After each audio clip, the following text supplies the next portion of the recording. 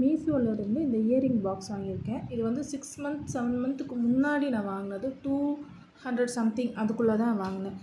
7 மந்த்தாகவே நல்லா உழைக்குது. அந்த கிளிப்பெலாம் வந்து நல்ல ஸ்ட்ராங்காக இருக்குது. அதுவும் நான் ஓயாமல் இதை ஓப்பன் பண்ணி பண்ணுவேன்.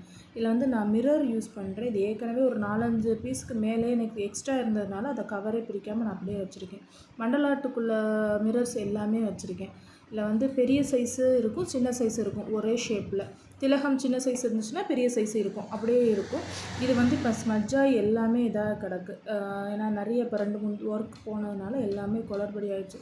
இந்த இது வந்து எனக்கு ஈஸியாக இருக்குது. ஒருவேளை இது தான் நீங்கள் வாங்கி இது மாதிரி ஸ்டோன்ஸ் யூஸ் பண்ணுறீங்க அப்படின்னா அந்த கேப்பில் வந்து சன்ஃபோத்ரி கம் வந்து ஒட்டிட்டீங்க அப்படின்னா இது வந்து ரிமூவ் ஆகாது, ஸ்டாண்டபிளாக இருக்கும்.